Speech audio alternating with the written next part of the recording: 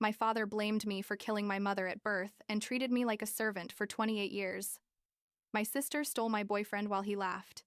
But when I remarried, and my grandfather gifted me a $500K house, my father came begging and I told him the truth he'll never forget.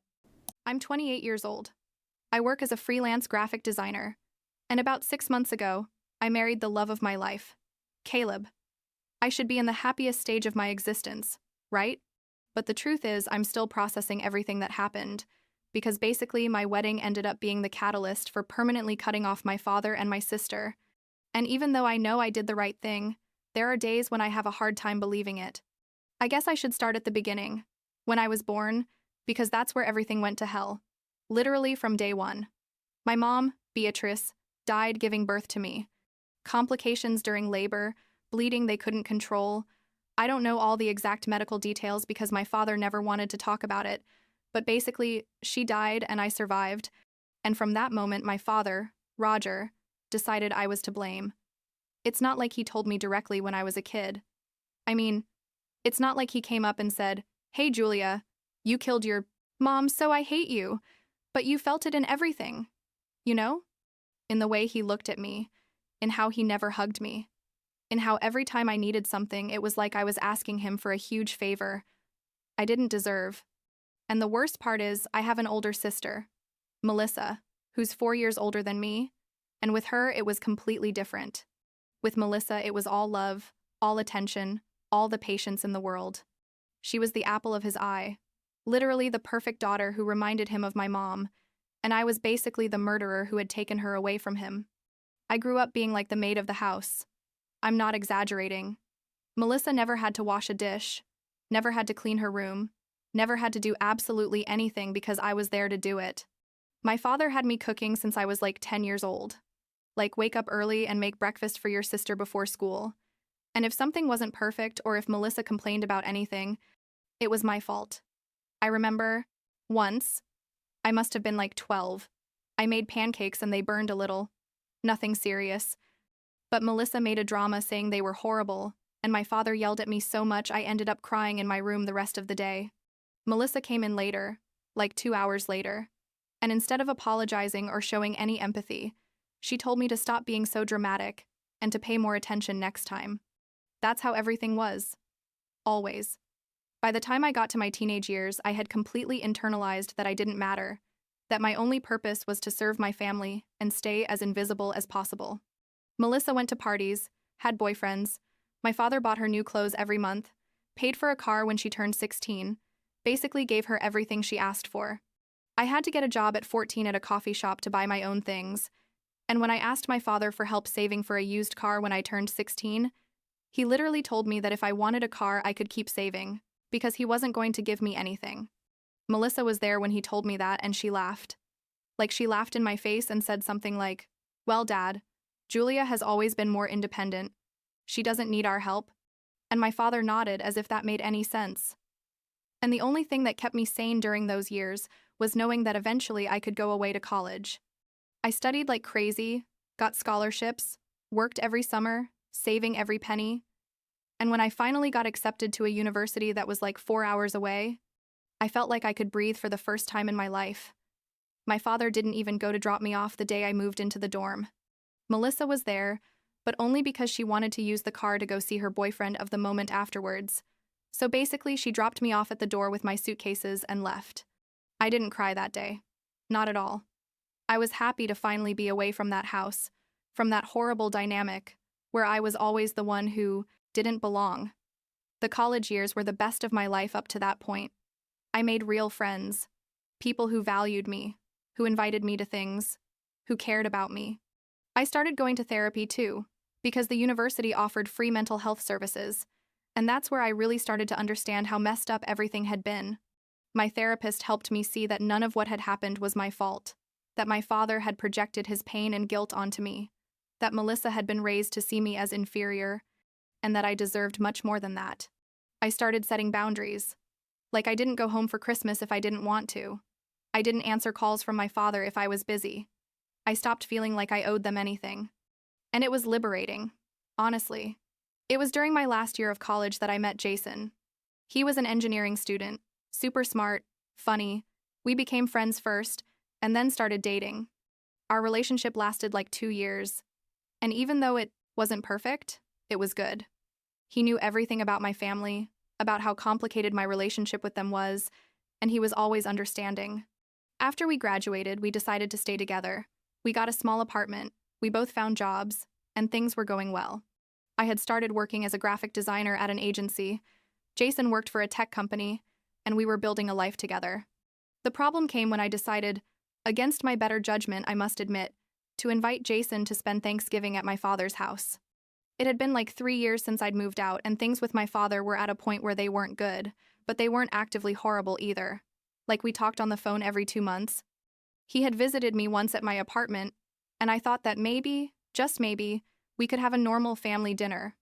Jason told me I didn't have to do it if I didn't feel comfortable. But I wanted to try. I wanted to believe things could be different. Spoiler alert. They couldn't.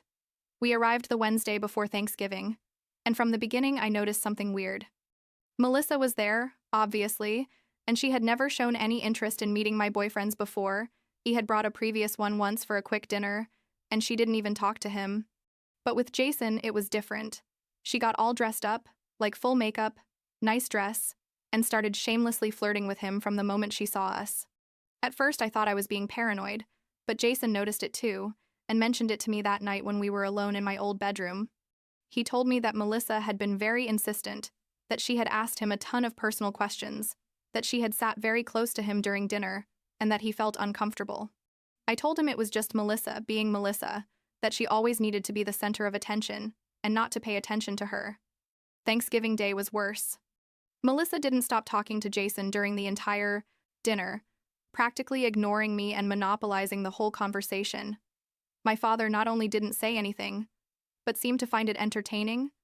Like he laughed at Melissa's jokes and went along with it when she made comments about how handsome Jason was, or how lucky I was to have him.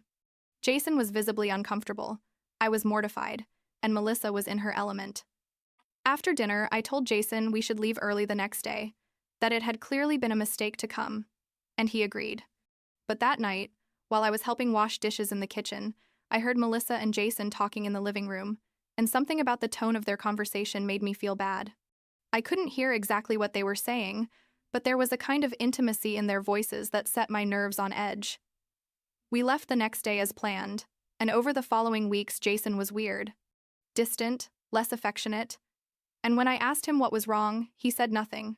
That he was just stressed with work. I believed him because I wanted to believe him, because I didn't want to think something else was going on. But a month later, in December, I received a text message from an unknown number. It was a photo of Jason and Melissa in what looked like a bar, very close together, her hand on his leg, both of them laughing. The message said, "I thought you should know this. I'm sorry. I never found out who sent me that photo, but it didn't matter." I confronted Jason that same night, and after denying it for like 30 minutes, he finally admitted that yes, something had happened with Melissa. He said it had been a mistake, that she had sought him out after Thanksgiving, that they had seen each other a couple of times, and that yes, they had slept together. Not once, several times. For weeks. I don't remember exactly what I said to him in that moment, but I know I yelled a lot, that I cried, that I told him to get out of my apartment and never come back. He tried to apologize, tried to say he loved me, but it didn't matter anymore. What hurt me most wasn't just Jason's betrayal, but Melissa's betrayal. Because it's one thing for your boyfriend to cheat on you, that happens, people are trash sometimes, but for your own sister, the person who's supposedly supposed to be on your side, to do that to you, that's another level. I called my father that same night, crying, hysterical, and told him everything. You know what he said? He told me I was exaggerating, that these things happen, that Melissa hadn't done it with bad intentions, that Jason had probably confused Melissa's signals. I yelled at him. How could he defend her? How could he minimize what she had done? And he told me to stop being so dramatic, that Melissa was my sister and I should forgive her. I hung up and blocked his number. I also blocked Melissa, Jason, and decided I was done with all of them.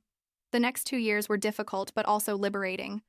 I focused on my career, started working freelance because I had more freedom, moved to a new apartment, did more therapy, and slowly started rebuilding my life. I didn't talk to my father or Melissa during all that time. My father tried to contact me several times, left voicemails saying we needed to talk, that he was worried about me, but I never responded. Melissa tried to contact me only once, like 6 months after what happened, sending me a long message saying she was sorry but I had overreacted and that I needed to mature and get over the drama. That only confirmed I had made the right decision to cut her out of my life. It was like a year and a half after the disaster with Jason and Melissa that I met Caleb. I met him at a networking event for freelancers. He's a photographer, and we connected immediately. He was kind, funny, intelligent, and best of all, genuine. I told him about my family on our third date because I wanted to be honest about why I had no contact with them. And he just listened to me, hugged me, and told me he completely understood and that I deserved much better. We fell in love fast, moved in together after 8 months, and like a year and a half into being together, he proposed to me. I said yes without hesitating for a second, because Caleb was and is everything I always wanted. Someone who loves me, respects me, values me, and makes me feel like I do matter. We started planning the wedding, and it was exciting and stressful at the same time. We decided to do something relatively small, like 100 people, at a nice venue but not ostentatious. I sent invitations to my friends, to Caleb's friends, to his family, which is huge and super warm, and I didn't think about my father or Melissa at all. But then, like 3 months before the wedding, my paternal grandfather, Norman, called me. Norman had always been good to me, like he was the only one in my father's family who treated me like a human being when I was a kid, but he lived far away and I didn't see him much. He told me my father had had a serious health problem, a heart attack, and that he was in the hospital. I immediately felt guilty, because, as much as my father was terrible to me, I didn't want him to die. And I called the hospital to ask how he was. Turns out my father was stable but needed bypass surgery, and his insurance didn't cover everything. Norman told me my father was worried about the costs, that Melissa didn't have money to help, she had never worked seriously, always depended on my father, and that they didn't know what to do. I made a decision that was probably stupid, but that at the moment I felt was the right thing. I paid the medical expenses the insurance didn't cover. It wasn't little money. Like it was about $15,000. And that meant using a large part of my savings. But I did it. My father called me after the surgery, crying, thanking me, telling me he had been horrible to me, that he was so sorry, that he wanted to fix things. And I, like an idiot, believed him. I started talking again. Not much, but occasionally. And when I told him I was going to marry Caleb, he said he was happy for me and would love to come to the wedding. This is where everything went to shit again. I sent an invitation to my father. Just him. Not Melissa. I made it very clear to him when we talked that Melissa wasn't invited, that after what she had done, I didn't want her at one of the most important days of my life, and he said he understood, that he respected my decision. But like 2 weeks after receiving the invitation, he called me and said we needed to talk.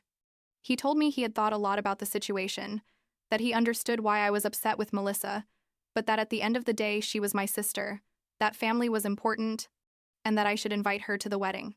I told him no, that wasn't going to happen, that Melissa had done something unforgivable, and I didn't want to see her at my wedding.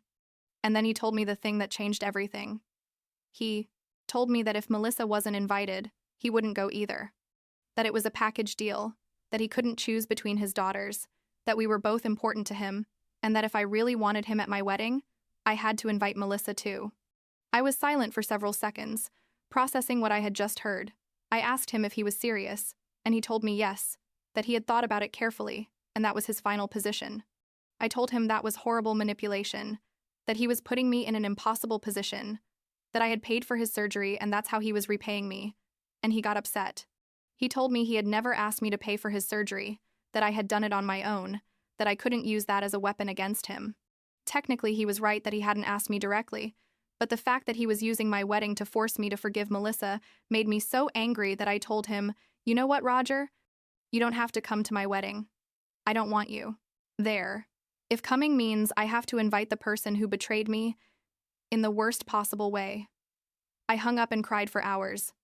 Caleb hugged me, told me I had done the right thing, that my father didn't deserve to be at our wedding if he was going to use that as bargaining chip, and that we were going to have a perfect day with or without him. I asked my grandfather Norman to walk me down the aisle. He was thrilled, cried when I asked him, told me it would be an honor. My father tried to call me several times after our conversation, left messages saying I was being stubborn, that I was making a mistake, that someday I would regret cutting my family out this way. I didn't respond to any of his messages. Melissa also tried to contact me, sent a long message saying Dad had told her what happened, that I had always been selfish, that it was my wedding, but I should think about family, that she had wanted to apologize, but I had never given her the chance. That was a lie. She never really tried to apologize, but whatever. I didn't respond to her either. The wedding was perfect. Absolutely perfect. Caleb looked gorgeous. I felt beautiful. Our friends were there. Caleb's family showered us with love, and my grandfather Norman walked me down the aisle with so much pride that I still get emotional when I think about it. I didn't miss my father for a second. I didn't cry over his absence. I felt free, honestly. Free to finally celebrate something important in my life without the toxicity of my family. During the reception, Norman gave a speech that made me cry. In a good way. He talked about how strong I had been my whole life, about how I had become an incredible woman despite everything, and about how he was proud of me. It was one of the best moments of my life. At the end of the night, just before Caleb and I were leaving, Norman pulled me aside and handed me an envelope. He told me to open it later. When I was calm. When I opened it later that night at the hotel, it was the deed to his vacation house in the mountains. Norman was giving me his house, a beautiful property he had bought like 20 years ago and where he had always spent summers. The house was easily worth $500,000, maybe more. But there was a note that said he wanted me to have it, that I deserved to have a place where I could make happy memories with my new family, that he knew my parents had never given me anything, and he wanted to do something significant for me. I cried so much that night, but they were tears of gratitude, of feeling loved and valued in a way I had never experienced with my father. Like 2 weeks after the wedding, my father found out that Norman had given me the house. I don't know how. Probably Norman told him. But suddenly I started getting furious calls from my father and text messages from Melissa. My father yelled at me on the phone. The only time I answered. My mistake. Saying I had no right to that property. That Norman was old and confused. That I had manipulated him. That house should be part of the family inheritance, to be divided between Melissa and me. I told him Norman was perfectly fine mentally, and that he had chosen to give the house to me, that it was his decision and his property, and that neither he nor Melissa had anything to say about it. My father said he was going to talk to a lawyer, that he was going to fight this, that he wasn't going to allow me to steal from the family. Melissa started sending me messages constantly, saying I had always been selfish, that I had alienated Norman from them, that I was destroying the family, that Dad and she needed the money from that property. It was ironic, wasn't it? My whole life I had lived without receiving anything from them. I had paid for my own things. I had gone to college alone. I had built my life alone. And now that finally someone gave me something significant, they wanted to take it away from me. I responded to Melissa one last time, told her she had never worked a serious day in her life, that she had always depended on Dad, that if she needed money she could get a job like the rest of the world, and to leave me alone. She blocked me after that, but kept sending me messages from other numbers that I also blocked. My father asked to meet with me in person, said we needed to talk like adults. I don't know why I agreed. I think part of me still had a stupid hope that maybe we could work things out, that maybe he would finally understand my point of view. We met at a neutral cafe. I went with Caleb because I didn't want to be alone with my father. The conversation started tense. My father insisting the house should be sold and the money divided. Me saying that wasn't going to happen, that Norman had given it to me and it was my decision what to do with it. My father got increasingly aggressive, started saying I had always been a problem, that I never fit in the family, that Melissa had always been the good daughter, and I was the complicated one. And then he said something I can't forget. Something that even though I already knew it deep down, hearing it out loud was devastating. He told me he had never wanted me, that it had been a mistake that I was born, that he wished my mom had survived and I hadn't, that his whole life he had had to pretend he tolerated me when the reality is he blamed me for taking away the woman he loved. He said it with so much coldness, with such brutal honesty, that for a moment I couldn't breathe. Caleb immediately stood up, took my hand, and told my father he was a horrible man. How dare he say that to me? That he didn't deserve to have me in his life in any way. My father just sat there, without taking it back, without apologizing, just looking at me as if he had finally said what he had always wanted to say. I stood up, looked at my father, and told him he had gotten his way, that I was out of his life forever, that I was never again going to try to have a relationship with him, and that I hoped Melissa and he were happy together, since clearly they were two of a kind. We left the cafe, and I haven't seen my father since. It's been 6 months since that conversation. My father still sends me messages from time to time, saying he didn't mean what he said, that he was angry, that he needs to talk to me. I read them but never respond. Melissa sent me a message like 2 months ago from another new number, telling me Dad is devastated, that everything is my fault, that I've destroyed the family, that I'm a terrible daughter. I responded to her one last time, told her that she and Dad deserved to be together because they were both selfish and toxic people who had never cared about me, and that if the family was destroyed, it was because of them, not me. I blocked her again, and that was the last communication I had with any of them. Norman still calls me every week, comes to visit Caleb and me. We've been to the mountain house several times, and it's beautiful. We're thinking about making it our eventual retirement place, maybe when we have kids, taking them there on vacation. Norman says he's happy the house is with me, that he knows I'm going to take care of it and that I'm going to make beautiful memories there, and he's right. Caleb's family has completely adopted me. His mom calls me her daughter. His siblings treat me as if I've always been part of the family. And for the first time in my life, I understand what it feels like to have a real family that loves and values you. Do I feel guilty sometimes? Yes, I'm not going to lie. There are days when I think about my father and wonder if I was too harsh, if I should have tried harder, if somehow I could have fixed things. But then I remember everything that happened. A lifetime of being treated like I didn't matter. Melissa betraying me in the worst possible way. My father using my wedding as a weapon of manipulation. And him telling me to my face that he wished I had never been born. And I know, I did the right thing. You can't fix people who don't want to change. You can't force someone to love you if they don't want to. And you definitely can't keep toxic people in your life just because they share your blood. Last week, Caleb and I found out I'm pregnant. We're excited and terrified at the same time, but mostly happy. And we've already decided that this baby is going to grow up surrounded by real love, by family that chooses to be present and positive, not by people who make you feel like you're a burden. My father is never going to meet my child. Melissa is never going to be part of their life. And that's okay. More than okay. I'm going to break the cycle. I'm going to give my child everything I never had. And that's enough for me.